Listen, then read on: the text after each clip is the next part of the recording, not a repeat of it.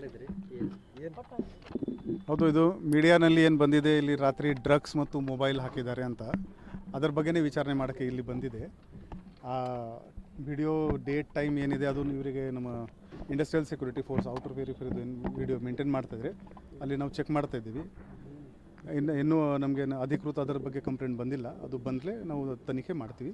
ಬರೋ ದಿನಗಳಲ್ಲಿ ಇಲ್ಲಿ ಹೆಚ್ಚಿನ ಪ್ಯಾಟ್ರೋಲಿಂಗ್ ಮಾಡಿಕೊಂಡು ಈ ಥರ ಘಟನೆ ಆಗಬಾರ್ದು, ಅದು ನಾವು ನೋಡ್ಕೋತೀವಿ. ಸರ್ 3 CC ಕ್ಯಾಮ್ರಾ ವಿಜುವಲ್ ಇದಾವೆ ಸರ್ ಅದರಲ್ಲಿ. ಹಾಂ, 3 ಡಿಫ್ರೆಂಟ್ ಇದೆ, ಒಂದೇ ಇಲ್ಲ, ಅದು 3 ಇದೆ. ಅಂದರೆ ಕೆಲವೊಂದಿಷ್ಟು ನೀವು ಏನು ಮಾಡ್ತಾ ಇದ್ದಾರೆ, ಹಳೆಯದು ಒಂದು FIR ಮಾಡಿದ್ದೀವಿ ಅನ್ನುವಂಥದ್ದನ್ನು ಹೇಳಿ ಈಗಿಂದ ಮುಚ್ಚಾಕುವಂಥ ಪ್ರಯತ್ನ ಆಗ್ತಾ ಇದೆ. ಅದು ಅವರದು ಪ್ರಿಸನ್ ಡಿಪಾರ್ಟ್ಮೆಂಟ್ದು ಇಂಟರ್ನಲ್ ಮೀಟಿಂಗ್ ನಡ್ತಾ ಇದೆ. ಆ ಕ್ಯಾಮೆರಾ ಯಾವುದು, ಡೇಟ್ ಯಾವುದು, ಟೈಮ್ ಯಾವುದು, ಅದು ಫಸ್ಟ್ ಅದು ಎಸ್ಟಾಬ್ಲಿಷ್ ಆಗಲಿ.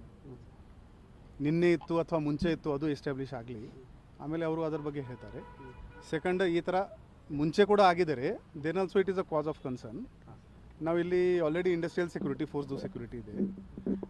ನಮ್ಮದು ರೂರಲ್ ಲಿಮಿಟ್ದು ಪ್ಯಾಟ್ರೋಲಿಂಗ್ ವಗೇರೆ ಏನಿದೆ ಅಲ್ಲಿ ನಾವು ಹೆಚ್ಚಿನ ಮಾಡ್ತೀವಿ. ನಿನ್ನೆ 4 ಮೊಬೈಲ್ ಏನೋ ಸಿಕ್ಕಿದಾವ ಅನ್ನೋ ಅದು FIR ಆಲ್ರೆಡಿ ಆಗೋಗಿದೆ.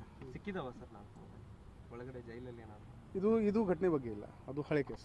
ಅದೇ ಒಟ್ಟಿನಲ್ಲಿ 4 ಮೊಬೈಲ್ ಸಿಕ್ಕಿದಾವೆ ಅನ್ನೋಂಥದ್ದು. ಅದು ಅವರಿಂದ ನನಗೆ ಆಫೀಷಿಯಲಿ ಬರಬೇಕು.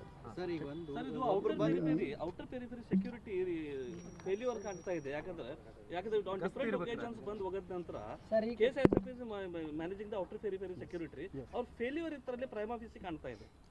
ಅದು ನಾನು ಕಮೆಂಟ್ ಮಾಡಲ್ಲ. ಬಟ್ ನಮ್ಮ ರೂರಲ್ ವ್ಯಾಪ್ತಿನಲ್ಲಿ ಇದು ಹಿಂಡಲ್ ಗಾಜಲ್ಲಿ ಬರುತ್ತೆ. ನಮ್ಮದು ನಮ್ಮ ಸೈಡಿಂದ ಏನು ಪ್ರೊಟೆಕ್ಷನ್ ಕೊಡೋಕ್ಕೆ ಸಾಧ್ಯ ಇದೆ ಅದು ನಾವು ಕೊಡ್ತೀವಿ. ADGP ಅವರು ಏನಾದರೂ ರಿಪೋರ್ಟ್ ಆಫೀಷಿಯಲಿ ನನಗೇನು ಕಮ್ಯುನಿಕೇಷನ್ ಇಲ್ಲ. Thank you.